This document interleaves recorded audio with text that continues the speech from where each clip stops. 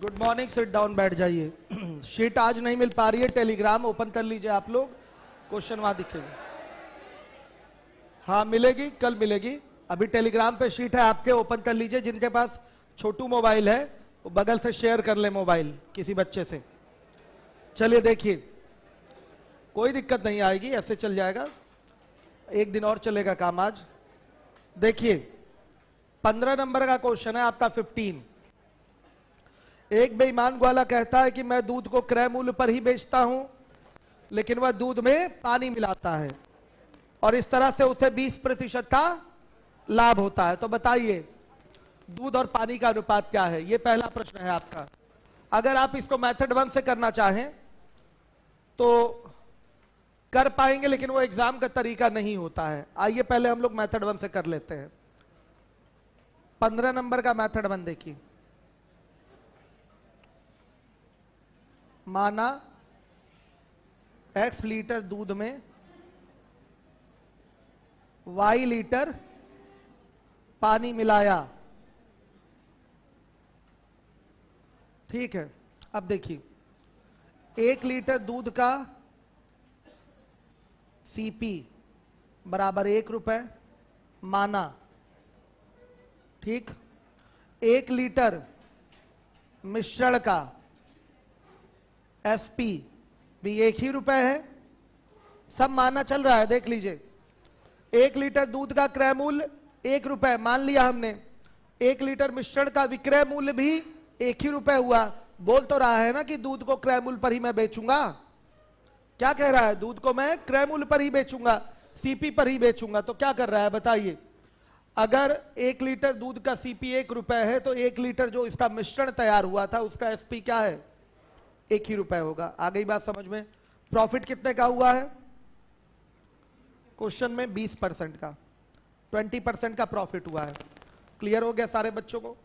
आ रही है बात समझ में? हर एक बच्चा देखेगा जिम्मेदारी के साथ। और पानी का CP क्या होगा? 0 रुपए। क्लियर है? अब हम रिप्रेजेंटेशन की बात करेंगे, ध्यान से देखिएगा। 1 लीटर दूध का CP 1 रुपए, तो x लीटर दूध का CP क्या होगा? x गुणे 1 रुपए होगा। क्लियर है सारे बच्चों को? x गुणे 1 रुपए। इसमें कितना पानी मिलाया है आपने बताइए? आपने y लीटर पानी मिलाया है, तो इसका मूल्य क्या होगा आपका? y गुणे 0 रुपए। आ रही बात समझ में? क्योंकि जो पानी है, पानी का कोई मूल्य नहीं है। अब जो मिश्रण आपका तैयार होगा वो कितने का तैयार होगा? x प्लस y रुपए का। इसका SP क्या होगा? SP यानी कि सेलिंग प्राइस गुणे 1 होगा। लेकिन हमें तो चाहिए CP। हमने ये CP पे उठाया है क्वेश्चन। ये 1 लीटर दूध का CP है, ये पानी का CP है। पूरा जोड़ेंगे तो क्या आएगा? मिश्रण का CP आएगा। भाई दूध का मूल्य और पानी का मूल्य जोड़ेंगे तो क्या आएगा? मिश्रण का मूल्य आएगा, और ये क्रय मूल्य है। तो देखिए अगर हमने x प्लस वाई इंटू 1 किया तो यह आएगा मिश्रण का SP। क्योंकि क्या है आपका? 1 लीटर का मिश्रण का SP क्या है आपका? 1 रुपए है। क्लियर है? क्वेश्चन में बोला है कि मैं, वाला कह रहा है कि मैं दूध को क्रय मूल्य पर ही बेचूंगा, यानी कि बेचने वाला मूल्य भी क्या है? 1 रुपए प्रति लीटर है। तो x प्लस वाई इंटू 1 अगर आप निकालेंगे तो ये क्या आ जाएगा आपका? ये SP आएगा। लेकिन चाहिए CP, तो 20% का प्रॉफिट हुआ था, तो SP से CP निकालने का तरीका क्या है? 100/100 प्लस 20 यानी कि 120, ये हो जाएगा। अब देखिए कैलकुलेट किया जाएगा, यहां 5/6 आ जाएगा। आ रहा है समझ में? अब देखिए क्रॉस मल्टीप्लाई हो जाएगा तो ये हो गया 6x इज इक्वल टू, ये हो गया आपका 5x प्लस 5y। यहां आ गया तो x इक्वल टू क्या हो गया? 5y। x is to y is equal to what? 5:1। यह आपने बेसिक से आंसर दे दिया। क्लियर है सारे बच्चों को? ये बेसिक से आंसर दे दिया। मेथड 1 है ये आपका, हर एक बच्चा देखेगा जिम्मेदारी के साथ। ये मेथड 1 है। सबको क्लियर हो रहा है?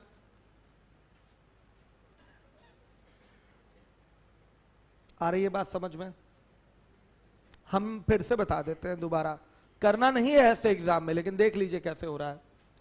x लीटर दूध में आपने y लीटर पानी मिलाया है, ये मान लिया। आपसे पूछा भी गया है दूध और पानी का अनुपात बताइए, पूछा गया है, तो मान लिया x लीटर दूध में y लीटर पानी मिलाया। अब 1 लीटर दूध का जो क्रय मूल्य है वो ले लिया 1 रुपए, तो बेचा कैसे जाएगा 1 लीटर मिश्रण, वो भी 1 ही रुपए में बेचा जाएगा।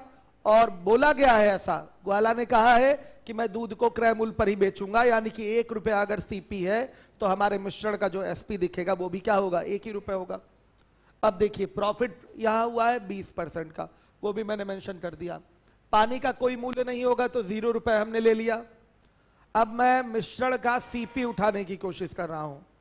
x लीटर दूध का मूल्य x गुणे 1, y लीटर पानी का मूल्य y गुणे 0, सही है। ये मिश्रण का सीपी आ गया। मिश्रण बना कितने का, x प्लस y लीटर का, इसका जो विक्रय मूल्य होगा गुणे 1 हो जाएगा। लेकिन हमें चाहिए सीपी, जब ये सीपी है तो ये भी क्या होना चाहिए, सीपी होना चाहिए। तो एसपी से सीपी निकालने का तरीका मैंने आपको बताया है, गुणे 100 बटा क्या कर दीजिए 120 कर दीजिए। आ रही है बात समझ में? आप सॉल्व करेंगे, x is to y is equal to आ रहा है 5:1, ये आपका आंसर है।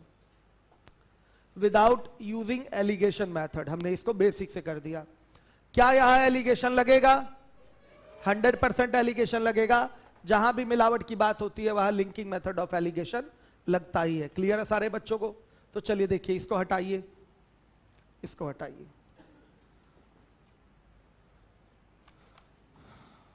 पानी का मूल्य 0 रुपए, ठीक। मिश्रण का सीपी निकाल लीजिए, 1 गुणे 100 बटा 120, यही होगा। ये एसपी है, एसपी से सीपी निकालना है तो 100 बटा 120 से क्या कर देंगे गुणा, तो यह आ जाएगा 5/6 आ जाएगा रुपए प्रति लीटर। आइए रिप्रेजेंटेशन दीजिए, यहां हो गया मिल्क, यहां हो गया वाटर। मिल्क को रिप्रेजेंट करिए, मिल्क का सीपी है 1 रुपए प्रति लीटर, वाटर का सीपी 0 रुपए प्रति लीटर, और जो मिश्रण बीच में आता है उसका सीपी क्या है 5/6 रुपए प्रति लीटर। क्रॉस डिफरेंस लेंगे तो यह आएगा 5/6 और यह आएगा 1/6, 6 से 6 कट गया। मिल्क वाटर का रेशियो क्या आ गया, मात्राओं का 5:1। यह भी तरीका एग्जाम का नहीं है आपका, ऐसे भी आपको एग्जाम में नहीं करना है। एग्जाम का तरीका यह भी नहीं है।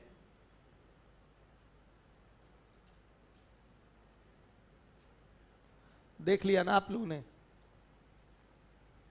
सीधे सीधे एलिगेशन का मेथड लगा है। यहां लिखा मिल्क और यहां लिखा वाटर। रिप्रेजेंटेशन की बात आएगी तो मिल्क हमने मान लिया 1 रुपए प्रति लीटर है, वाटर का कोई मूल्य नहीं है, वाटर 0 रुपए प्रति लीटर हो गया। और मिश्रण का यहां सीपी रखा जाएगा। मिश्रण को क्रय मूल्य पर बेचने का मतलब क्या है, जो हमारा विक्रय मूल्य है वो क्रय मूल्य के बराबर है। तो हमारा क्रय मूल्य 1 लीटर का था, प्योर मिल्क का था 1 रुपए, तो हम तो यही दिखा रहे हैं ना कि हमारा ये दूध अभी भी प्योर है। ग्राहक को कहां पता कि उसमें पानी है, लेकिन हमें पता है कि वो मिश्रण बन चुका है, तो मिश्रण का जो एसपी होगा वो 1 रुपए होगा। मिश्रण का एसपी सीपी के बराबर यानी कि 1 रुपए होगा, और इस पर 20% का लाभ हुआ है, यानी कि सीपी क्या हो जाएगा 5/6 रुपए हो जाएगा। तो यहां हम बीच में क्या रखते हैं 5/6 रखते हैं। हर एक बच्चा ध्यान देगा, ये आपका मेथड 2 हो गया, मेथड 2, ठीक। अब आइए मेथड 3 पे।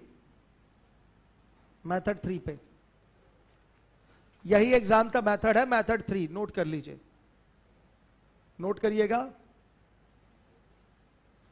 मेथड 3 नोट कर लीजिए। बोलूं बच्चे, लिखिएगा। एक बेईमान ग्वाला कहता है, एक बेईमान ग्वाला कहता है कि मैं अपने दूध को क्रय मूल्य पर ही बेचता हूं। एक बेईमान ग्वाला कहता है कि मैं अपने दूध को क्रय मूल्य पर ही बेचता हूं।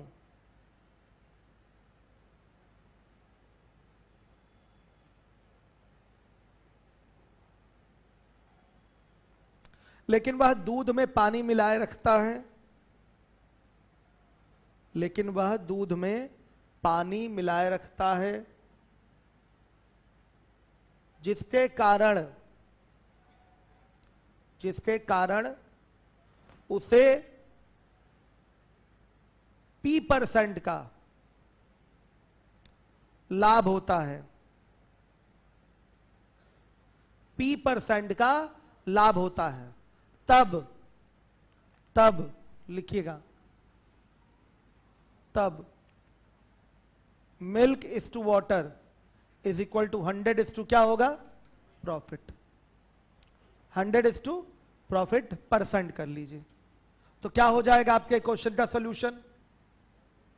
मिल्क वाटर का रेशियो आपके क्वेश्चन में कितना आएगा, 100 इज टू क्या, 20, यानी कि 5:1। ये आपके क्वेश्चन का आंसर है, डायरेक्ट ऐसे ही आएगा। जितने प्रतिशत तालाब होता है दूध का उतना ही प्रतिशत पानी मिलाया जाता है, जितने प्रतिशत तालाब होता है दूध का उतना ही प्रतिशत पानी मिलाया जाता है। क्लियर है भाई। जो लाभ है वो किसके कारण है, पानी के कारण ही है। तो जितने प्रतिशत तालाब होता है दूध का उतना ही प्रतिशत पानी मिलाए होते हैं। सीधे आप बोल देंगे 100:20, यानी कि आ गया 5:1। ये हो गया आपका दूध और पानी का अनुपात। कोई डाउट किसी को। चलिए अब इसके बाद दूसरे नंबर का क्वेश्चन है, आपसे पूछा गया है, हर एक बच्चा देखेगा। दूसरे नंबर का क्वेश्चन है मिश्रण और पानी का अनुपात। मिश्रण पानी का अनुपात पूछा गया। देखिए मिल्क 5 है तो पानी 1 है, तो मिश्रण कितने का बना, 6 का। हर एक बच्चा श्योर है। मिल्क अगर 5 है तो पानी 1 है, तो मिश्रण कितने का बना, 6 का। और 6 में पानी कितना हो गया, 1, तो मिश्रण और पानी का अनुपात हो गया 6:1। अब पूछा गया है 1 किलोग्राम मिश्रण में कितने ग्राम पानी मिलाया गया है। इसी रेशियो से हो जाएगा। 6 में कितना पानी मिलाया गया है, 1 पानी मिलाया गया है। तो हम यहां एक एक नियम लगा लेंगे कि 6 बराबर हमारा हो जाएगा 1000 ग्राम के। क्या पूछा है, यही तो पूछा है कि 1 किलोग्राम पानी में, 1 किलोग्राम मिश्रण में कितना पानी है, कितना पानी मिलाया गया है, कितना पानी है, इसमें ये बताना है आपको। तो मिश्रण है 6, तो क्या ये 6 बराबर 1000 ग्राम के हो जाएगा। इस 6 में पानी कितना है, 1 पानी है, देख लीजिए। तो 1 बराबर किसके, 1000 बटा में 6, तो कितना आ गया, 500/3 ग्राम पानी है। आ गया समझ में। अब तीसरे के बाद आपका चौथे नंबर का क्वेश्चन है 1 किलोग्राम दूध में कितने ग्राम पानी मिलाया गया है। तो देखिए चौथे नंबर में आप देखेंगे तो मिल्क और वाटर का जो रेशियो है वो क्या है, 5:1 है। तो आप क्या कह सकते हैं, यहां 5 दूध में 1 पानी मिलाए हैं, तो 1000 ग्राम दूध में कितने ग्राम पानी होगा, कैसे पता चलेगा, इसी से रिलेट कर लेंगे। 5 किसके इक्विवेलेंट, 1000 ग्राम के। 1 बराबर किसके, 1000/5, यानी कि 200 ग्राम के। आप ऐसे भी कर सकते थे, सीधे वाटर ही चाहिए, 1000 का क्या निकाल लेते हैं, 20%, तो भी आपका आंसर आ जाता डायरेक्ट 200 ग्राम। क्योंकि मैंने बोला है कि जितने प्रतिशत तालाब होता है दूध का उतना ही प्रतिशत पानी मिलाया गया होता है। जितने प्रतिशत तालाब है दूध का उतना ही प्रतिशत पानी मिलाया गया होता है। आपने ऐसे कर लिया। अब 5वें नंबर के क्वेश्चन में आ जाइए। 5वें नंबर के क्वेश्चन में बोला गया है 1 किलोग्राम मिश्रण में दूध का प्रतिशत क्या है। तो मिश्रण और दूध का प्रतिशत चाहिए, तो क्या 6:5 होगा। पूरा मिश्रण है 6 मिश्रण में दूध कितना है, 5 है कि नहीं बच्चों, 5। तो पूछा गया है कि बताइए 1 किलोग्राम मिश्रण में दूध का प्रतिशत, तो मिल्क परसेंटेज चाहिए। दूध कितना है, 5, कितने में, 6 में, और गुणे 100। ऐसे ही तो ये प्रतिशत में चेंज होगा, 5/6 गुणे 100। आ रही है बात समझ में बच्चों, क्लियर हुआ कि नहीं ये चीज। चलिए बताइए कितना हुआ,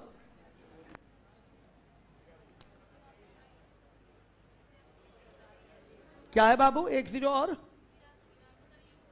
83 सही, 1/3%। आप क्या कह रहे हैं? सही है, 83 सही, 1/3%। ये किसका परसेंटेज है? मिश्रण में दूध का।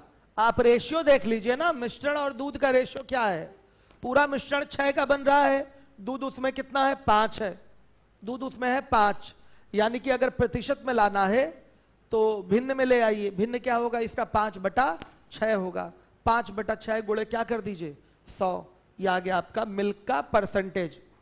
अब पूछा गया है 5वें के बाद 6ठे नंबर के सवाल में आइए। 1 किलोग्राम मिश्रण में पानी का प्रतिशत। तो मिश्रण और पानी का रेशियो जरा बताइएगा तो क्या है? मिश्रण और पानी का रेशियो 6:1 है।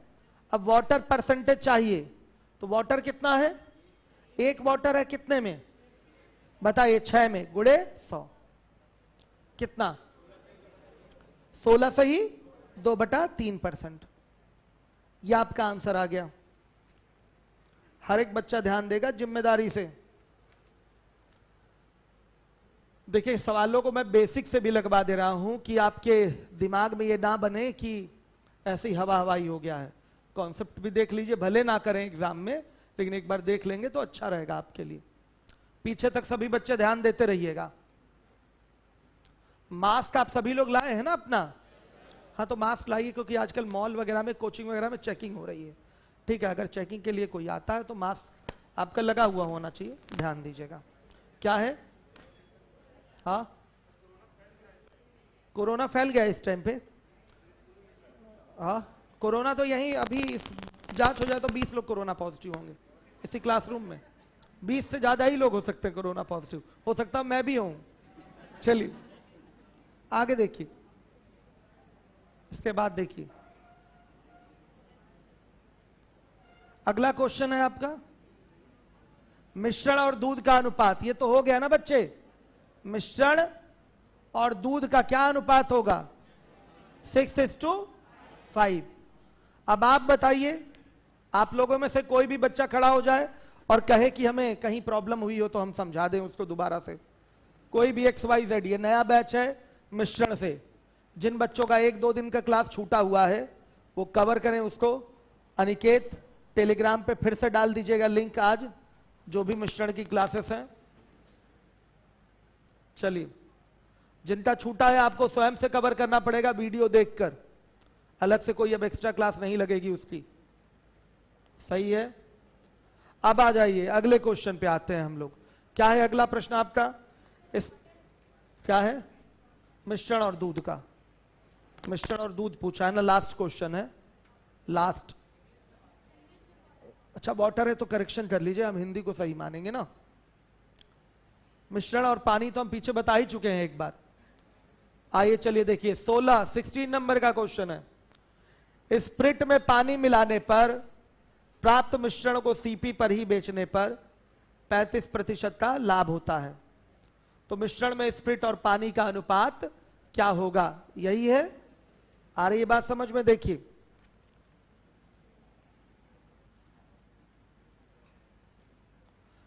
स्प्रिट और क्या है? पानी। सीधे 100:35 कटाएंगे 20:7। यह आपका आंसर है। सही है बच्चों। 16 नंबर का ये क्वेश्चन है, नोट कर लीजिए। सबको आ रहा है समझ में?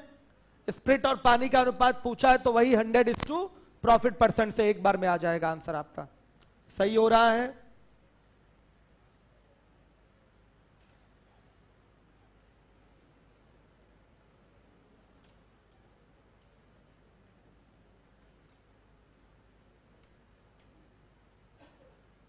आइए चलिए देखिए, इसके बाद है आपका 17 नंबर का क्वेश्चन।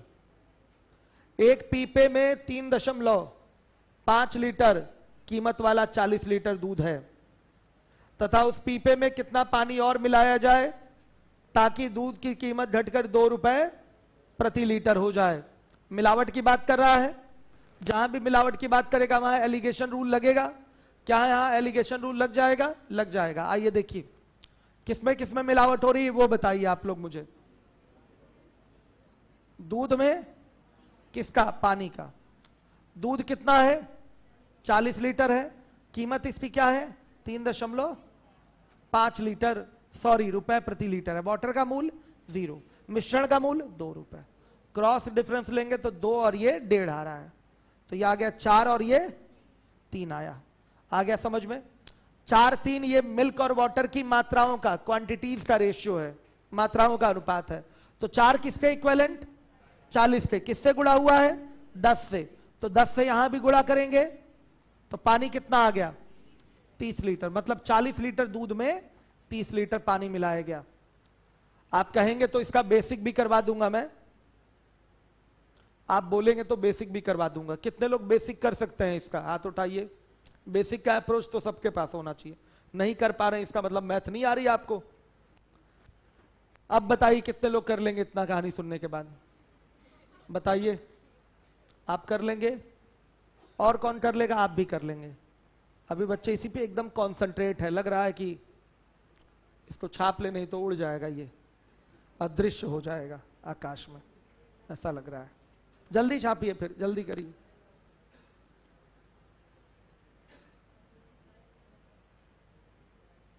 कल परसों की डेट में आप लोगों को कल ही शायद वो आपका पुराना मिठाई जो बचा हुआ है वो मिल जाएगा बच्चों, ठीक है? कल, आज बनवाना है क्योंकि परमानंद सर भी घर चले गए हैं। मेरा क्लास सुबह से शाम तक, मुझे सांस लेने का टाइम मिल ही नहीं पाता। 6:30 बजे से लगो, फिर खाली कब हो? 9 साढ़े 9 10 बजे तक लगातार। फिर मेरी क्लास होती है, तुरंत फाउंडेशन बैच होता है, फिर इंग्लिश मीडियम फाउंडेशन, फिर इंडिविजुअल, लगातार बैचेस है। चलिए देखिए, तो नहीं तो मैं बंटवा दिया होता कब का, समय का थोड़ा अभाव था। तो सुबह वाले बैच में बच्चों ने डिसाइड किया एक गुलाब जामुन, एक पेड़ा और एक उसके बाद समोसा या कोई कटलेट टाइप का, बच्चों ने यही डिसाइड करा है।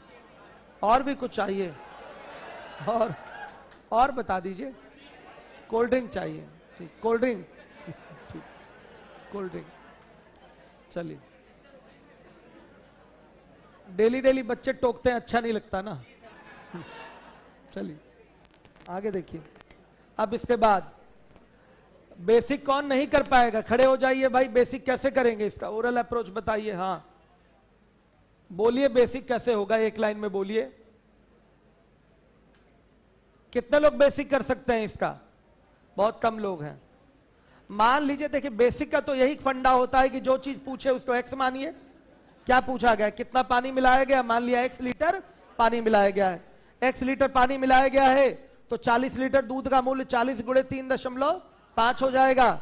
और फिर x लीटर, बताइए, x लीटर पानी का मूल्य हो जाएगा x गुणे 0 बराबर कुल मिश्रण बन गया है 40 प्लस x का। आ रही बात समझ में? 40 प्लस x का और गुणे क्या कर देंगे? 2 रुपया इसका मूल्य है। x बराबर आ जाएगा 30 लीटर। आ रहा है समझ में? x बराबर आ गया 30 लीटर। है कोई डाउट? यही तो बेसिक था, और क्या था? कोई प्रॉब्लम इसमें? चलिए आइए अगले क्वेश्चन में आ जाइए। 18 नंबर के क्वेश्चन में आइए।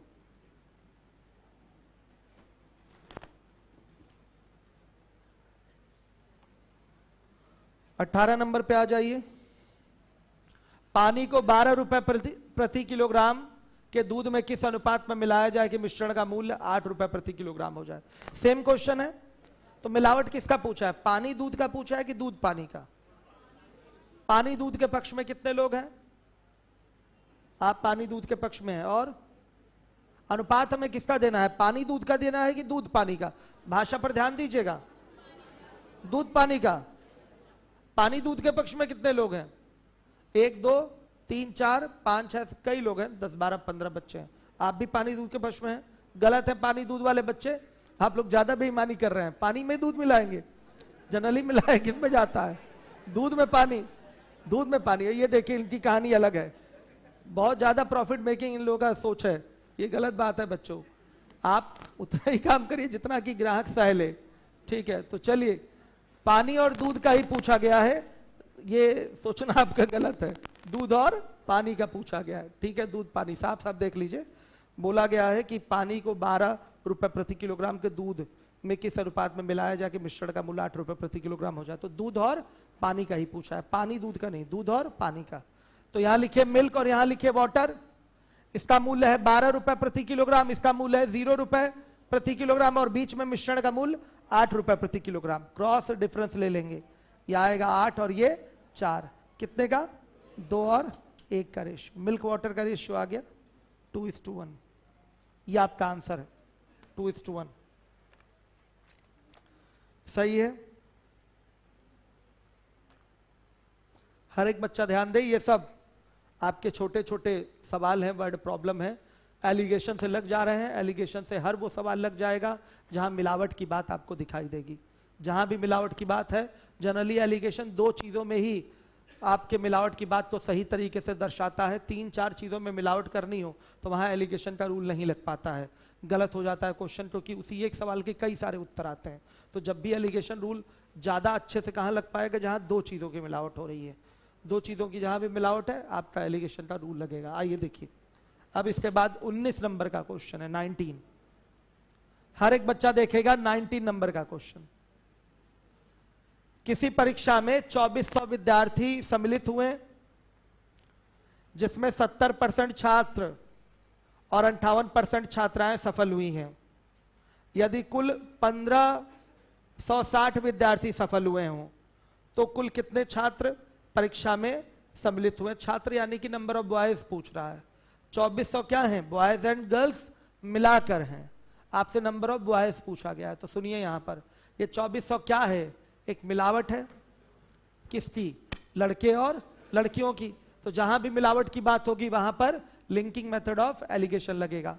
बॉयज में कितने परसेंट पास हुए हैं? 70%। गर्ल्स में कितनी पास हुई हैं? 58%। और टोटल मिश्रण में कितने पास हुए हैं? कितने परसेंट पास हुए हैं? 65% निकाला है आपने, वेरी गुड। बीच में आता है एवरेज पास। आया समझ में? या मीन पास परसेंटेज आया समझ में? मिश्रण में पास का प्रतिशत। जब इसको पास के प्रतिशत से दिखाया है, इसको जब आपने पास के प्रतिशत से दिखाया है, तो इसको भी किससे दिखाएंगे? पास के प्रतिशत से ही दिखाएंगे। मिश्रण में टोटल 2400 लोग हैं। कितने लोग हैं? 2400 लोग हैं। 2400 लोगों में 1560 लोग पास हुए हैं। तो मिश्रण में पास प्रतिशत, मिश्रण में पास प्रतिशत क्या हो जाएगा? 1560 बटा 2400 गुणे 100, कितना? 65%। तो यहां आ जाएगा आपका 65%। क्रॉस डिफरेंस लीजिए, 65 में से 58 गया 7, 70 में से 65 गया 5। बच्चों ये क्या है? बॉयज और गर्ल्स की संख्याओं का अनुपात है। तो क्या पूछा है? छात्रों की संख्या यानी कि नंबर ऑफ बॉयज पूछा है। तो 7, 5, 12। रेशियो में ये टोटल कितने हैं? बॉयज गर्ल्स 12 है। रियल में कितने हैं? 2400 हैं। तो क्या ये हमारा 12 इक्विवेलेंट होगा 2400 के? हाँ होगा। सही है, 12 हमारा इक्विवेलेंट हो गया किसके? 2400।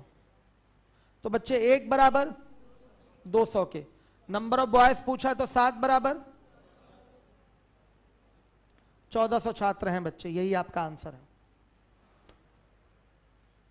सही है। इसका रिप्रेजेंटेशन किसी और प्रकार से भी दिया जा सकता है कि नहीं? हाँ दिया जा सकता है। हम ये ना निकालें तो भी हमारा काम हो जाएगा। मैं करता हूं अभी। सही है, आ रहा है। 2400 क्या है? लड़के लड़कियों की मिलावट है। और जहां भी मिलावट की बात होगी वहां लगेगा लिंकिंग मेथड ऑफ एलिगेशन। सही है। चलिए, क्या हो गया? इंग्लिश वर्जन गड़बड़ है क्या? करेक्शन कर लीजिएगा, हिंदी से मिला लीजिएगा आप लोग। चलिए आइए देखिए बच्चों, एक तरीके से और रिप्रेजेंटेशन हो सकता है। करें? मिटा दें इसको। 70% लड़के पास हुए। मान लिया पूरे 2400 लड़के ही हैं। 2400 पूरे पूरे लड़के ही हैं। तो 2400 का 70% कितना होगा? 2400 का 70% 1680। ये आपके बॉयज पास हो गए। गर्ल्स में जाइए तो 2400 मान लिया पूरी पूरी लड़कियां ही हैं। तो 2400 लड़कियां हैं तो 2400 का 58%। कितना होगा? 1392। हाँ, तो बीच में क्या आएगा? 1560 आ जाएगा। मिश्रण में टोटल 1560 लोग पास हुए हैं। अगर पूरे 2400 के 2400 लड़के ही होते तो उसका 70% यानी कि 1680 लड़के पास होते। बात नहीं? अगर लड़कियां पूरी 2400 होती तो लड़कियां कितनी पास होती? 2400 का 58% यानी कि 1392। मिश्रण में कितने पास हुए हैं? 1560। क्रॉस डिफरेंस लेंगे तो ये कितना आएगा? 120। और ये कितना आ रहा है? 168। और ये 120। कटाएंगे तो कितना आ जाएगा बताइए? ये आ रहा है 7 और ये 5। आ रहा है कि नहीं? आएगा ही 7-5 का रेशियो। 7-5 आ रहा है। इस तरीके से भी हो जाएगा रिप्रेजेंटेशन। लेकिन बच्चे कहेंगे नहीं सर यही ज्यादा आसान था, एक ही बार निकालना केवल। आपकी जैसी इच्छा। हम तो दोनों तरीके बता दे रहे हैं कि आपको मन में डाउट ना हो कि अच्छा इसका रिप्रेजेंटेशन ऐसे नहीं हो सकता, ये ना रहे दिमाग में आपके। हम मान लेंगे पूरे 2400 लड़के हैं तो 2400 का 70% इतना होगा। फिर मान लेंगे 2400 पूरी लड़कियां ही हैं तो 2400 का 58% इतना होगा। और मिश्रण में टोटल इतने पास हुए हैं। क्रॉस डिफरेंस लेंगे तो आना यही है आपका 7 और 5 का ही रेशियो आना है। आई बात समझ में? सबको क्लियर है? अब आ जाइए, क्या इसका बेसिक करवा दिया जाए? बेसिक करवा दिया जाए? हो जाएगा ना बच्चों? ये आइए, क्लियर हो रहा है आप लोगों को क्वेश्चन? चश्मे वाला उधर बालक आ रहा है समझ में? कोई परेशानी तो नहीं है? चलिए देखिए,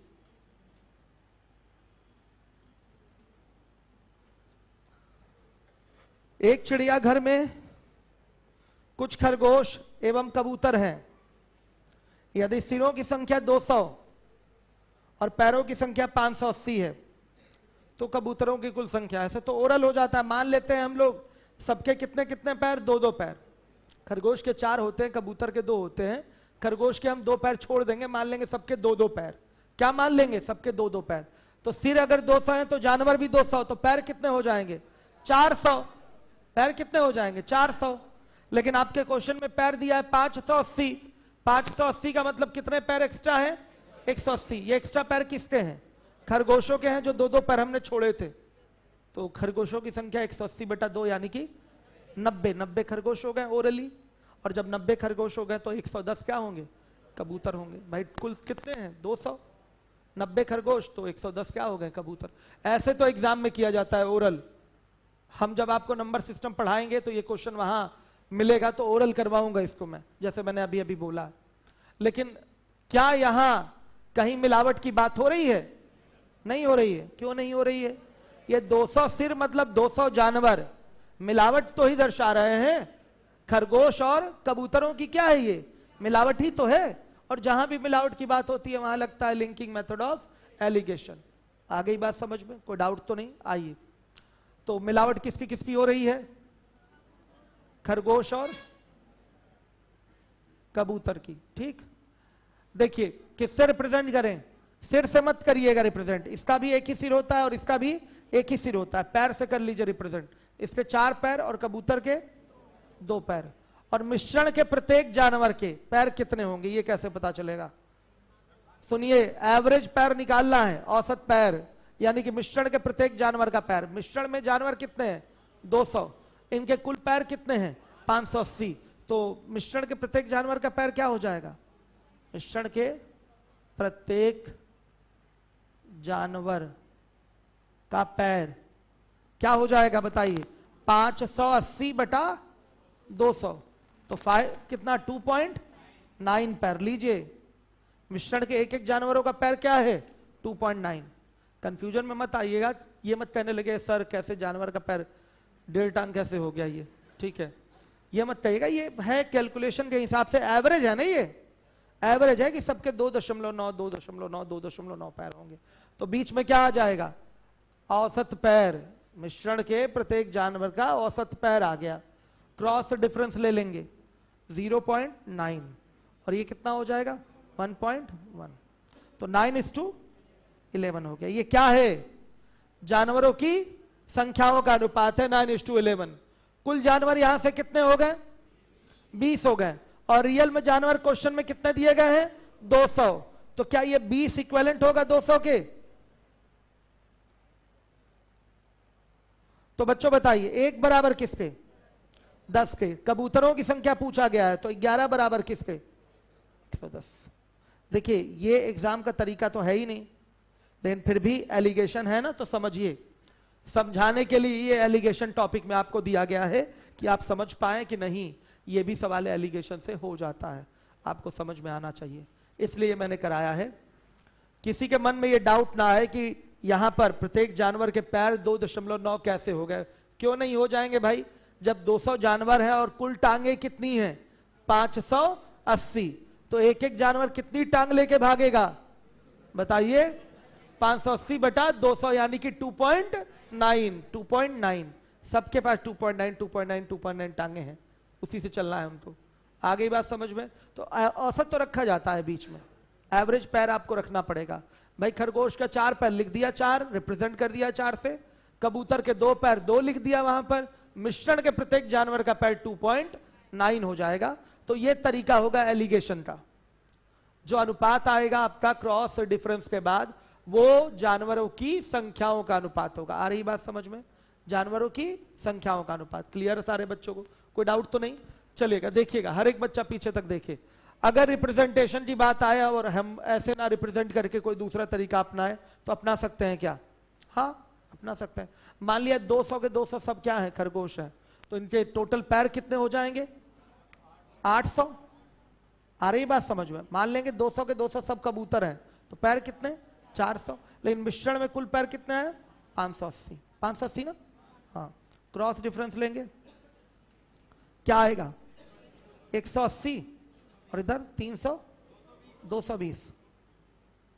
0 से 0 कट गया, और 2 से कटा तो 9 और आ गया। ऐसे भी हो सकता है। फिर ये नहीं निकालना पड़ेगा आपको, इस तरह से एवरेज नहीं इसमें निकालना पड़ेगा। ठीक, आप कहेंगे सर ये तो फिर क्या है? तो बच्चों ये भी एवरेज ही है। अभी भी पूरे 200 के 200 अगर खरगोश हो गए, तो कुल पैर इनके 800 हो जाएंगे। अगर 200 के 200 कुल कबूतर हो गए, तो इनके कुल पैर क्या हो जाएंगे? 400 हो जाएंगे। आप समझिए, क्लियर है सारे बच्चों को? और अगर 200 में कबूतर खरगोश मिला दिया जाए, तो कुल पैर कितने हो रहे हैं? 580। क्रॉस डिफरेंस लेंगे तो यहां से भी 9-11 ही आ रहा है। तो ये भी रिप्रेजेंटेशन का एक तरीका है, ऐसे भी रिप्रेजेंट किया जा सकता है। आई बात समझ में? खैर ये तो मैं सिखा रहा हूं आपको, लेकिन ये एग्जाम में मेथड यूज करना है? नहीं करना है, इसको करना ही नहीं यूज। ठीक, क्या है बाबू? ये आसान है? हाँ तो ठीक है, आसान है, कर लीजिए। कैलकुलेशन कहीं ज्यादा मिल गई तो? हमने क्या किया? हमने सबके पैर दो दो मान लिए। 200 जानवर है तो 400 पैर हो गया। 180 पैर ज्यादा निकल रहा है, ये किसके पैर होंगे? खरगोश के, यानी खरगोश 90। अब कौन आसान है? ये आसान है कि वो आसान है? जो पहला वाला, पहला वाला ही आसान है, वो ओरल हो रहा है। ठीक है, हो सकता है इसमें क्रॉस डिफरेंस में कहीं गलती हो जाए, पेन उठाना पड़े। उसमें तो पेन नहीं उठाना है ना, क्या बालक? उठाना पेन, सही है। इंग्लिश मीडियम सही है, अब इसी में रहेंगे आप। वैसे तो मैं कहूँगा अपना बैच मत छोड़िए, बहुत वो बैच आपके लिए इंग्लिश मीडियम वाला अच्छा था। ठीक है, एक बार पढ़ लेंगे तो सारी चीज़ें अच्छे से कवर हो जाएंगे, बाद में चलेगा ना। अभी इंग्लिश मीडियम तो इंडिविजुअल चलाऊंगा ही मैं। अभी तो मान लिया कोरोना की वजह से कोचिंग टूट गई, उसके बाद अभी कोचिंग फिर से तो सही होगी, तो चलेगा इंग्लिश मीडियम। फिर उसके बाद तो उसमें पढ़ लीजिएगा। ठीक, चलिए देखिए अब इसके बाद कौन सा क्वेश्चन है? 20 नंबर का क्वेश्चन है, देखिए। अच्छा, ये तो हो गया ना। हाँ 21 पे आइए। एक चिड़ियाघर में कुछ बाघ और मोर एक ही दरबे में रखे गए हैं। जब उनके सिरों की संख्या गिनी जाती है तब उसकी संख्या 200 है, और उनके पैरों को गिना जाता है, फुल स्टॉप हटा दीजिएगा वहां से, तब वह संख्या 700 होती है। तो कितने बाघ थे दरबे में, ये बताना है। ओरल बताना है तो कैसे बताएंगे? सबके 2-2 पैर, तो 400 पैर हो गए। जबकि क्वेश्चन में 700 पैर दिया है, 300 पैर एक्स्ट्रा है। तो ये किसके पैर हैं? बाघ के, 2-2 छोड़े हुए। तो बाघों की संख्या 150, बाघ की संख्या 150 आ गया आंसर। ये तो पूछा गया है, ऐसे ही करना है। बाकी एलिगेशन आप लगाइए, दोनों रिप्रेजेंटेशन दीजिएगा। एलिगेशन आप लोग लगाइए, देखिए कौन कौन बच्चा कर पा रहा है। हाँ रुक जाइए, और लोग लगा लें, थोड़ा सा तेजी से लगाइए आप लोग। एलिगेशन लगाइए बच्चों। यस, क्या कह रहे हैं? हाँ नहीं, आप लोग के लिए तो कुछ बड़ा करेंगे। सीजीएल वाले क्या है? सीजीएल वाला भी सोच रहा हूँ रिजल्ट आ जाए 18 वाला, उसके बाद आप लोग के लिए नया अनाउंसमेंट करूंगा, क्योंकि अभी उसमें भी कोई ना कोई बच्चा टॉपर निकलेगा ही, अंडर 100 या अंडर 25 रहेगा ही रहेगा कोचिंग से आपके। तो पता चला अभी गाड़ी के लिए मैंने कह दिया कि ले लीजिए 15 लाख की गाड़ी, तो फिर यहीं के बच्चों को ना, हम सबको क्यों देने जाएंगे, यहीं के बच्चे रहेंगे, उन्हीं को दिया जाएगा, ठीक है। तो ऐसे तो पता चला कि बहुत बच्चों, एक रैंक पे मतलब पता चला कि पहले दूसरे स्थान पे तो 10-10 5-5 बच्चे भी हो सकते हैं, कहाँ से दिया जाएगा उसको, ठीक है। तो ये टर्म्स कंडीशन अप्लाइड है, बच्चा यहीं का होना चाहिए, उसके पास आई कार्ड यहाँ का होना चाहिए, भले वो किसी बैच का हो, भले ही वो किसी भी बैच का किसी भी ईयर का पढ़ा हुआ स्टूडेंट हो, अगर यहाँ का है तो उसको दिया जाएगा 1 लाख कैश और 1 रॉयल इनफील्ड बुलेट, ठीक है। और बच्चियों को दिया जाएगा 1 स्कूटी, बच्चियों को दिया जाएगा 1 स्कूटी और 2 लाख कैश। यूपीएसआई वालों को दिया जाएगा। अभी सीजीएल वालों के लिए डिसाइड नहीं किया है। सीजीएल अभी मैं इसलिए नहीं डिसाइड कर रहा हूं क्योंकि 18 वाला ये आपका रिजल्ट आ जाए फाइनली, फिर उसके बाद जब 18 फाइनल हो जाएगा तो फिर उसके बाद इस बार वाले में कुछ ना कुछ आपको व्यवस्था की जाएगी। जाहिर सी बात है यूपीएसआई का 4 गुना रहना ही है सीजीएल के लिए, ठीक है, वो जरूरी है। तो ये क्या है, कितना रहेगा? सीजीएल सीएचएसएल, हाँ दोनों के लिए रहेगा। सीएचएसएल के लिए तो बहुत कम रहेगा, 50,000 कैश, ऐसा ही कुछ रहेगा। चलिए, देना ही चाहिए, जब यूपीएसआई वालों को मिल जा रहा है 2.5-3 लाख रुपए के आसपास, 3 के आसपास पड़ेगा, और उनको तो मिलना ही चाहिए 12, 14, 15 लाख, ठीक है। क्या है? हाँ तो वो 14-15 लाख रहेगा सीजीएल के लिए। क्या हुआ? क्या हेक्टर? चलिए देखिए बच्चों आगे, अब देखिए कर लिया आप लोगों ने, आगे बढ़ जाए कि हम करवा दें? आगे बढ़ जाए, चलिए आइए। अब है 22 नंबर का क्वेश्चन। सीजीएल कितने लोग टॉप करेंगे? हाथ उठाइए। सब तैयार हैं टॉप करने के लिए, वेरी गुड, बहुत बढ़िया, सबको मिलेगा। और अब ये फॉर्म के साथ भी आगे छपवा दिया जाएगा कि आपके पास भी प्रूफ रहे, ठीक है। वैसे मेरा कहना पर्याप्त है, अब लड्डू वड्डू की बात होती है वो टाल देते हैं हम, लेकिन ये बड़ी बात है ना बच्चों, तो वो नहीं टाला जा सकता। आइए चलिए देखिए, 22 नंबर का क्वेश्चन है। 1105 टॉफियों को 85 बच्चों में इस प्रकार बांटा गया है कि जब प्रत्येक लड़के को 16 टॉफियां मिलती हैं तब प्रत्येक लड़की को 11 टॉफियां मिलती हैं। लड़कों की संख्या ज्ञात करनी है। बेसिक से कितने लोग कर लेंगे? देखिए बहुत कम लोग हाथ उठा रहे हैं। बेसिक के लिए कभी नाम मत किया करिए। बेसिक अप्रोच क्या है? जो पूछे उसको एक्स मान लीजिए, माना कि लड़कों की संख्या बराबर एक्स, बस। तो सुनिए, लड़के हो गए एक्स तो लड़कियां हो गई 85 माइनस एक्स। बेसिक करना है तो यही अप्रोच तो होगा, भले ही एग्जाम का तरीका नहीं है, एलिगेशन से आराम से कर सकते हैं एग्जाम में, लेकिन बेसिक अप्रोच देखिए क्या है। 22 माना लड़कों की संख्या बराबर क्या? एक्स। तो लड़कियों की संख्या क्या हो जाएगी? संख्या बराबर क्या? 85 माइनस एक्स, ये हो गया। हर एक बच्चा ध्यान देगा।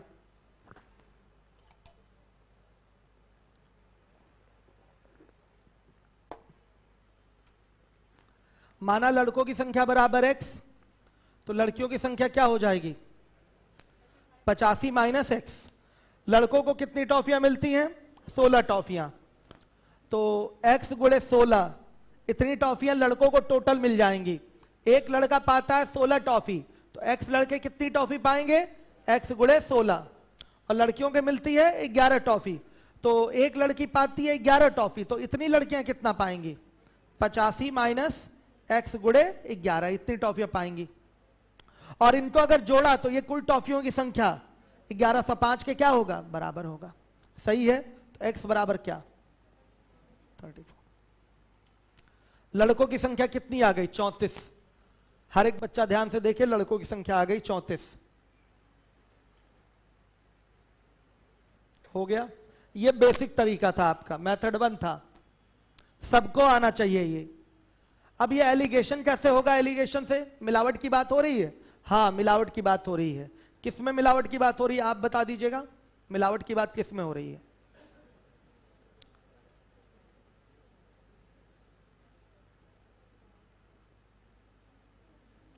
लड़के लड़कियों में मिलावट हो रही है। ये 85 जो बच्चे दिए गए हैं ये क्या है? 85 हैं। हाँ, ये लड़के लड़कियों की क्या है? मिलावट है। और जहां भी मिलावट की बात होगी वहां पर लगेगा लिंकिंग मेथड ऑफ एलिगेशन सीधे।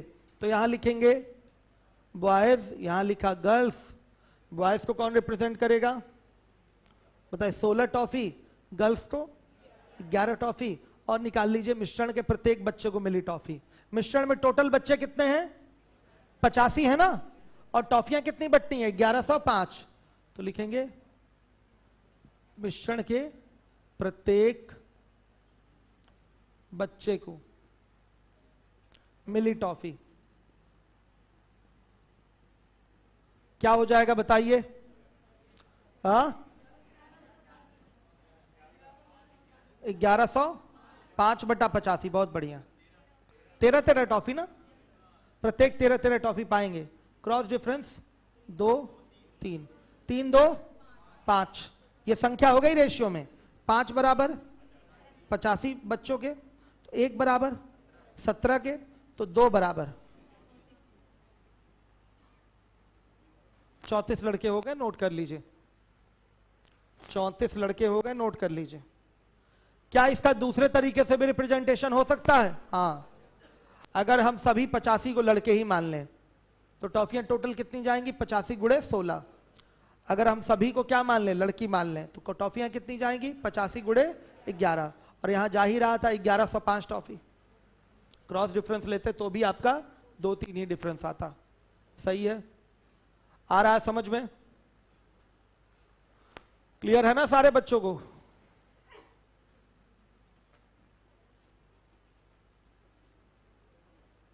हो गया।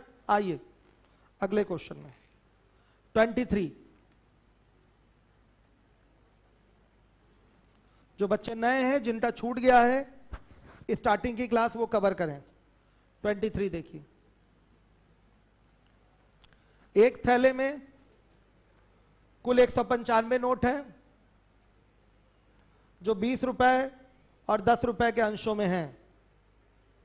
यदि सभी नोटों का कुल मूल्य 2730 रुपए हो तो 20 रुपए के नोटों की संख्या। बच्चों क्या यहां मिलावट की बात हो रही है? हाँ हो रही है। तो आप ही बताइए कहां मिलावट हो रही है? बोली बोली, क्या कह रही हैं? बोलिए। नहीं समझे, फिर से बोलिए। 20 रुपए और 10 रुपए के नोटों की मिलावट होकर टोटल कितना हुआ? 195 नोट। तो 195 नोट क्या है? मिलावट है 20 रुपए और 10 रुपए के नोटों का। क्लियर हो गया? तो जहां भी मिलावट की बात दिखाई दे, समझ में आए, वहां एलिगेशन मेथड लगेगा। तो आइए एलिगेशन से कर दें, फिर बेसिक भी बताना पड़ेगा। केवल एलिगेशन बेसिक आता है आपको? और किसको किसको बेसिक आता है? हाथ उठाइए। सबको आना चाहिए बेसिक, वैसे मुझे बताना पड़ेगा दोबारा। आइए देखिए, ये लिखिए 20 रुपए का नोट, 10 रुपए का नोट। चलिए, दो तरीके से रिप्रेजेंटेशन यहां हो सकता है। 20 रुपए के एक नोट का मूल्य क्या होगा? 20 ही रुपए होगा। और 10 रुपए के एक नोट का मूल्य 10 ही रुपए होगा। और मिश्रण के एक नोट का मूल्य निकालिए। मिश्रण के एक नोट का मूल्य क्या हो जाएगा? कुल कितना धन है? 2730। 2730 और कुल नोट कितना है? 195। तो मिश्रण के एक नोट का मूल्य बताइए। 14 रुपए एक नोट का मूल्य है। आरबीआई नहीं छापती, लेकिन मिश्रण में छपता है 14 रुपए का नोट। देखिए छप गया है यहां पर। मिश्रण के एक नोट का मूल्य आ रहा है ना 14 रुपए। भाई कुल हो रहा है 2730 रुपए की वैल्यू। टोटल धन इतना आ रहा है 2730 का। और कुल नोटों की संख्या कितनी है 195, तो एक एक नोट की वैल्यू क्या होगी 2730 बटा 195 होगी कि नहीं होगी? आ रहा है सबको समझ में? तो कितना आया 14 रुपए, एक नोट की वैल्यू 14 रुपए, यहाँ बीच में भर देंगे 14 रुपए। क्रॉस डिफरेंस लिया 4 आया और 6 आया, तो 2 और 3 हो गया, 2-3 का रेशियो हो गया। हर एक बच्चा देखे 2-3 का रेशियो है। क्लियर हो गया? अब क्या हमसे पूछा गया है 20 रुपए के नोटों की संख्या, तो 20 रुपए के नोटों का अनुपात क्या है 2 है। यहां पर कुल नोट रेशियो में कितने हो रहे हैं 5, 5 बराबर 195 नोट के, 1 बराबर 39, सही है।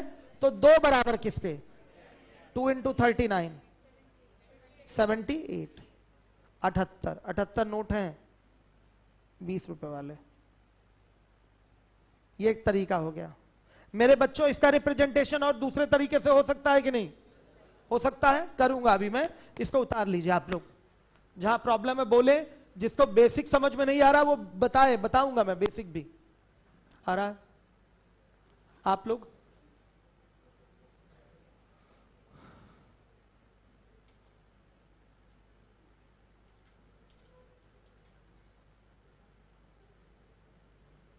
हाँ, एक आवश्यक सूचना, जीएस के लिए आप लोग का स्पेशल जीएस का बैच स्टार्ट होने जा रहा है। कब से स्टार्ट होगा? ये 5 मार्च से शुरू होगा, नया बैच है और यहीं पर स्टार्ट होगा ये। जैसे एसएससी सीजीएल के लिए चला करता था ना आपका जीएस का बैच, वैसे ही। क्या है आपके बैच समाप्ति के बाद जस्ट 10 मिनट बाद 12:40 से 12:40 से। फीस वही होगी 4000 फीस है, यहाँ के बच्चों की 4000 फीस है, ठीक है यही होगी। क्या हो गया, कुछ गड़बड़ हो गया क्या? क्या है? चलाइए उसको, जल्दी चलाइए बच्चों। ये समझ में आया? तो ये बैच 5 मार्च से आपका शुरू हो जाएगा, 2 बजे तक रहेगा, पर्याप्त है 2 बजे तक। जो बच्चे इलाहाबाद में हैं उनकी जीएस स्ट्रांग होनी चाहिए, पहली बात। तो आप लोग जस्ट क्लास के बाद जीएस का बैच मिल जाएगा। मैं ये नहीं कह रहा हूं कि आप पूरे 6 महीना पढ़िए, 8 महीना पढ़िए। जैसे नया नया आप लोगों ने पढ़ना शुरू किया है, अभी जीएस में मन नहीं लगता कैसे पढ़ना है क्या पढ़ना है, तो कोई एक ही चीज पढ़ लीजिए। ज्योग्राफी स्टार्ट हुआ तो केवल ज्योग्राफी पढ़ लिया, तो एक जीएस पढ़ने का तरीका पता चल जाता है। फिर बाकी सारी चीजें अपने रूम में बैठ के पढ़िए, अगर नहीं समय ज्यादा आपका बर्बाद हो रहा है, मतलब समय कम है आपके पास। पढ़ाई में कौन सा समय बर्बाद होता है, समय कम है, नहीं दे पा रहे ज्यादा समय, तो कोई एक ही चीज पढ़ लीजिए, एक सेक्शन। साइंस पढ़ लिया चाहे ज्योग्राफी पढ़ लिया, एक ही सेक्शन में एडमिशन ले लीजिए। इस तरह से जल्दी कवर हो जाएगा, आपका फायदा रहेगा, एक तरीका पता चल जाएगा जीएस पढ़ने का। और कोई भी चीज टीचर बताता है तो जल्दी समझ में आता है, नहीं तो हम जो पढ़ा रहे हैं क्या किताबों में नहीं है क्या? पूरा किताबों में है, लेकिन फिर भी टीचर का बताने का सिस्टम थोड़ा अलग होता है, बच्चों के दिमाग में जल्दी बैठ जाता है। ठीक, इसलिए जीएस के लिए भी यही चीज लागू होती है। तो 5, शायद 5 से भी पहले शुरू हो सकता है। तो मैं फैकल्टी देख लूँ कौन कौन उसमें इन्वॉल्व होगा, और उसके बाद बताता हूँ मैं कल आप लोग को एक बार और। तो जो बच्चे हैं वो अपना पहले से ही नाम वाम नोट करा देंगे, क्योंकि छोटे क्लास में इसको चलाना है मुझे, पीछे वाली क्लास में। पहले इसी क्लास में चल जाता था, जस्ट बच्चे बैठे रहते थे पढ़ लेते थे। तो नाम हम पहले से ही बता देंगे कल मुझे, जिसको जिसको पढ़ना है उसी हिसाब से चीजें व्यवस्थित करवा दूंगा मैं। आइए देखिए, अब इसके बाद है अगला क्वेश्चन। बेसिक कराऊं क्या इसका? कौन चाहता है बेसिक करवा दूं? हाथ उठाइए, बताइए किसको नहीं आता कि बेसिक कैसे लगेगा? आपको आता है बेसिक कैसे लगेगा? हाँ, बैठ के बताइएगा। हाँ हाँ, मान लिया सीधे, बहुत बढ़िया। बेसिक का सिस्टम भी तो यही है कि जो पूछे उसको एक्स मान लीजिए। मान लिया 20 रुपए के नोटों की संख्या हो गई आपकी एक्स, ठीक है। तो 10 रुपए के नोटों की संख्या 195 माइनस एक्स हो गई। तो एक्स गुणे क्या हो जाएगा बताइए? एक्स गुणे 20 प्लस 195 माइनस एक्स गुणे 10 बराबर किसके? कितना है भाई? 2730 के। हो गया, सीधे आ गया एक्स बराबर। इसका रिप्रेजेंटेशन का कोई और तरीका हो सकता है? हाँ हो सकता है। मान लेंगे कि हम सारे के सारे 195 नोट 20 रुपए की शक्ल में है, तो 195 दुना कितना हो गया बच्चों? बताइए कितना हो जाएगा? 290, कितना हुआ था? हाँ 390, 390, ठीक, क्लियर है। और एक जीरो और, ठीक है। फिर 10 रुपए की शक्ल में अगर है सारे के सारे 195 नोट, तो 1950 रुपए यहां वैल्यू हो गई। पूरी वैल्यू क्या है? 2730। क्रॉस डिफरेंस ले लेंगे, ये ना निकालना पड़ेगा आपको, सीधे सीधे डायरेक्ट रेशियो आ जाएगा। ऐसे भी रिप्रेजेंटेशन हो सकता है कि सभी सारे नोट 20 रुपए वाले हो गए तो उसकी वैल्यू 3900 हो जाएगी। सारे नोट 10 रुपए वाले हो गए, उसकी वैल्यू 1950 हो जाएगी। लेकिन सारे नोट की वैल्यू कितनी आई है क्वेश्चन में? 2730, तो बीच में रख दिया जाएगा 2730। ये भी रिप्रेजेंटेशन का एक तरीका होता है। आपको कम आ रहा है क्या मिश्रण? समझ में आ रहा है? समझ में, चलिए क्लियर है। आप बच्चे बताइए, सबको आ रहा है ना? ये भी एक तरीका है, मैं इसको करा नहीं रहा हूं लेकिन आप समझ लीजिए। सारे नोट 195 नोट 20 रुपए की शक्ल में, तो क्या हो जाएगी इसकी वैल्यू? 3900, सही है। सारे नोट 10 रुपए की शक्ल में, क्या हो जाएगी इसकी वैल्यू? 1950। सारे नोट की वैल्यू रियल में क्वेश्चन में क्या दी गई है? 2730। हो गया, कर पाएंगे? चलिए आगे देखिए, मिटा दूं?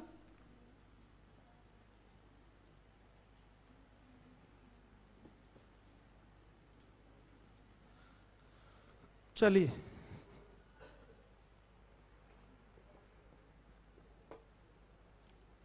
अब 24 नंबर का क्वेश्चन है। किसी गांव की जनसंख्या 1995 में 10,000 थी।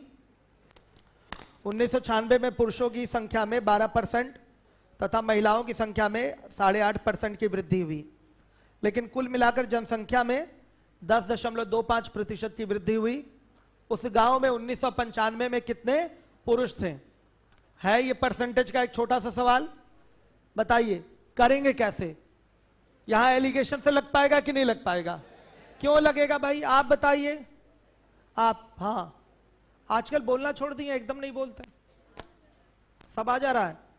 आप बताइए मिलावट किसमें किसमें हो रहा है?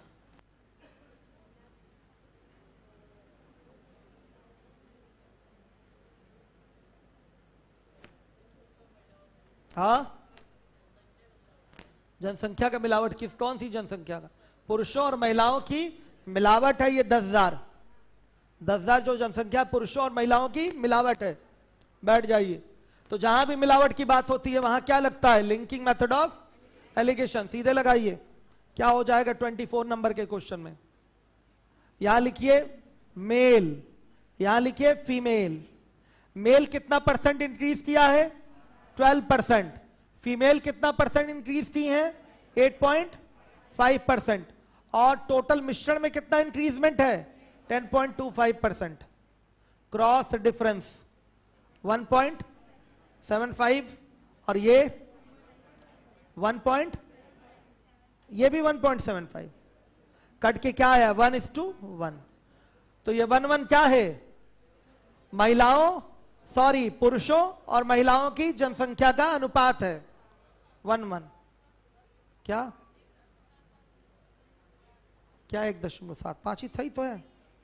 सही है, सही है, सही है, ठीक है, ठीक है, सही है। चलिए क्लियर है ना? ठीक। तो बच्चों ये 1:1 क्या है? संख्याओं का अनुपात है।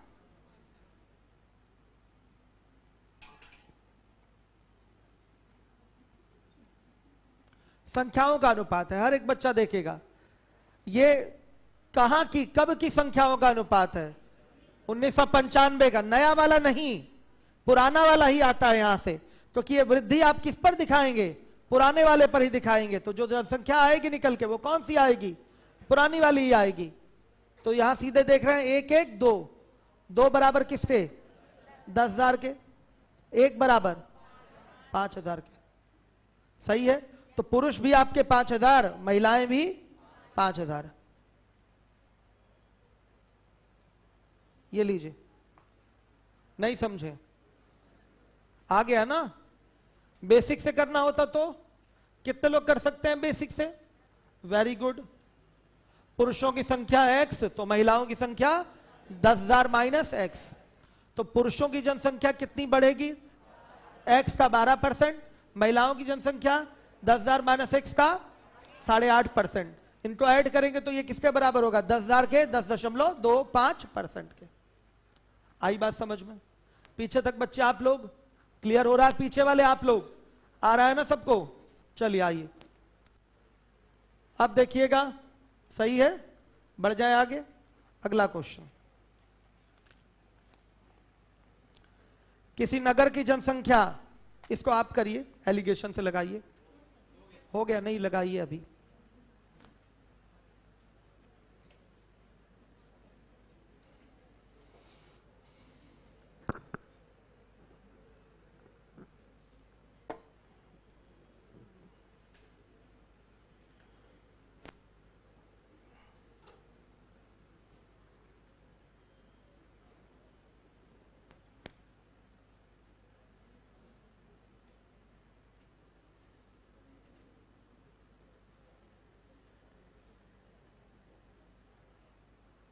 करिए, जल्दी करिए।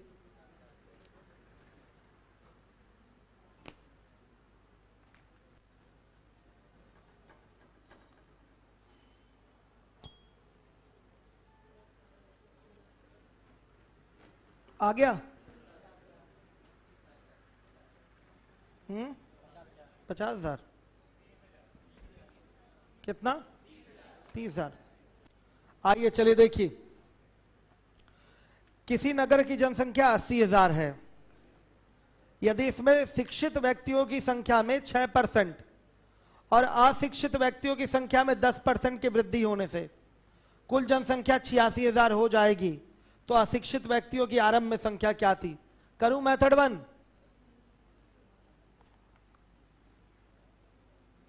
आइए 25 माना अशिक्षित बराबर की संख्या बराबर x, तो शिक्षित कितने होंगे? शिक्षित 80,000 माइनस x। तो देखिए शिक्षित व्यक्ति 6% हैं,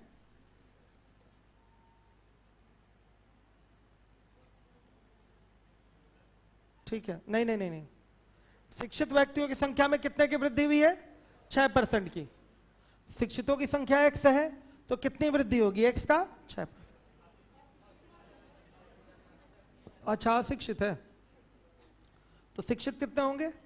80,000 माइनस x, इसका कितना बढ़ रहा है? 6%, तो ये इतना वृद्धि होगा, इतने लोग बढ़ेंगे। और अशिक्षित में कितना बढ़ रहा है? 10%, तो इतना अशिक्षित में बढ़ेंगे। और कुल जनसंख्या कितनी बढ़ के आ गई? वृद्धि बताइएगा केवल। 80,000 से 86,000 हुई, यानी कि 6,000 की वृद्धि। ये ऐसे करेंगे, आ रहा है समझ में? 80,000 के इक्वल, सॉरी 86,000 के इक्वल कब होता है? जब इसका हम 106% और इसका 110% निकालते। वो बात छोड़िए, हम केवल वृद्धि लेकर क्वेश्चन सॉल्व किए हैं। x बराबर क्या आ गया? ये तरीका है करने का, बेसिक है, हर एक बच्चा देखेगा। समझ रहे हैं? देखिए अशिक्षित अगर x, तो शिक्षित 80,000 माइनस x होंगे। बोला गया शिक्षितों में 6% की वृद्धि हुई है, तो अगर हम 80,000 माइनस x का 6% निकाल लेंगे तो जो बढ़े हैं शिक्षित उनकी संख्या पता चलेगी। और अशिक्षित 10% बढ़ गए हैं, तो अशिक्षित x हैं टोटल, तो उसका 10% निकाल देंगे तो बढ़े हुए अशिक्षित आ जाएंगे। तो ये टोटल बढ़ी हुई जनसंख्या है, और ये बढ़ी हुई जनसंख्या किसके बराबर? 86,000 के नहीं, 6,000 के। 80,000 से 86,000 हुआ है, तो 6,000 ही बढ़ा है। x बराबर आ गया 30,000। एलिगेशन की बात कर रहा है। ये 80,000 क्या है? मिलावट है शिक्षित और अशिक्षित का। आ रही है बात समझ में? 80,000 मिलावट है शिक्षित और अशिक्षित का, तो एलिगेशन का मेथड यहां लगेगा ही लगेगा। आइए यहां लिखिए, शिक्षित अशिक्षित, ठीक। शिक्षित में 6% की वृद्धि, अशिक्षित में 10% की, और पूरे मिश्रण में कितने की वृद्धि? लिखना पड़ेगा ना, निकालना पड़ेगा। मिश्रण में वृद्धि प्रतिशत।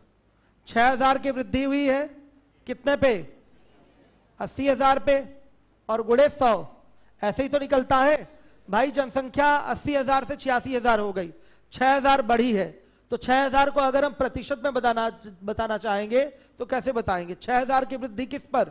80,000 पे, इनिशियल पे। हमेशा प्रारंभिक मान पे ही वृद्धि कमी होती है। आ रही बात समझ में? तो सीधे क्या होगा? 6000 बटा में 80,000 गुणे 100 कितना? 7 पॉइंट। चलिए आइए यहां लिख देंगे 7.5%। क्रॉस डिफरेंस लीजिए 2.5 और ये 1.5, कितना आ रहा है? 5 और ये 3, 5 3 8। शिक्षित अशिक्षित जोड़कर कितने हो गए? 8। 8 बराबर किसके? 80,000 के। 1 बराबर 10,000 के। 3 बराबर 30,000 के। अशिक्षितों की संख्या पूछा है ना, ये आंसर है। हर एक बच्चा नोट कर ले जिम्मेदारी के साथ। अब कल से असली आपका मिश्रण शुरू हो रहा है 26 नंबर के सवाल से, ठीक है बच्चों? 26 से। क्यों संजय, आ रहा है सब समझ में? कोई दिक्कत तो नहीं हो रही है? चीजें एकदम क्लियर रखिए। यूपीएसआई कितने बच्चों को देना है बैच से? आप लोग को देना है तो एकदम टारगेटेड हो जाइए। किसको? यूपीएसआई को। सीजीएल भूल जाइए, पहली चीज। अब जब आपको यूपीएसआई देना है तो टारगेट ही इसी को कर लीजिए।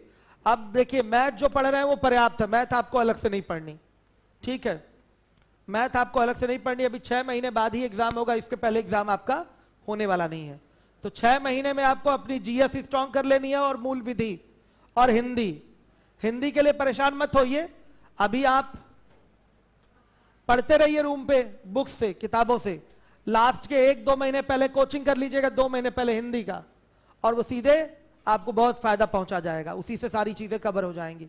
सारी क्लासेस आपको यहां मिल जाएगी, लेकिन टाइम सेट करके करना। अभी पूरा फोकस आपको मैथ और जीएस पे करना है।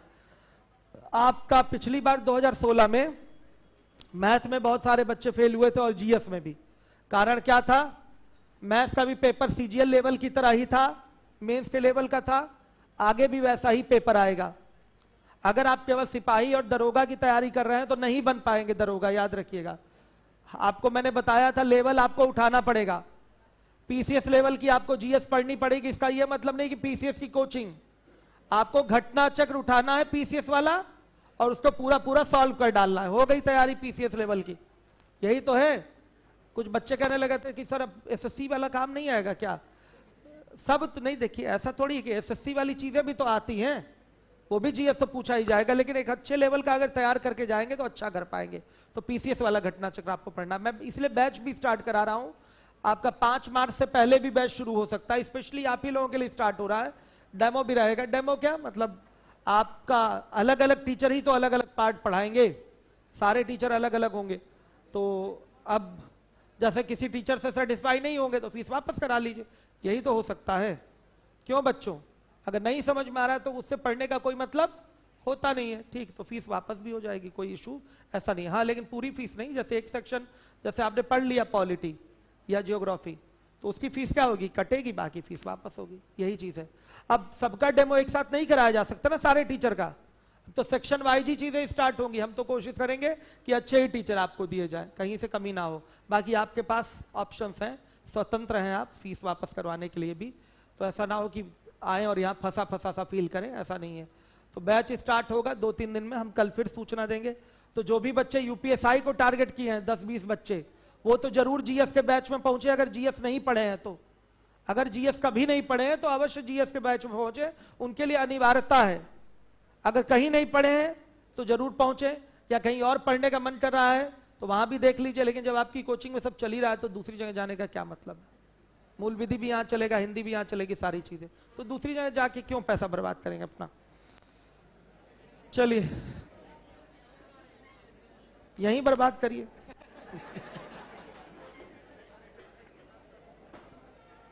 चलिए आ रहा हूं, अभी आ क्या रहा हूं। ज्योमेट्री का टेस्ट 4 सॉल्व कराना है ना। सारी फैकल्टी रहेगी, आपको 5 तारीख से सारा वर्कशॉप मिल जाएगा। बेस्ट फैकल्टी रहेगी, सारी चीजें अच्छे से होंगी, ठीक? 5 मार्च।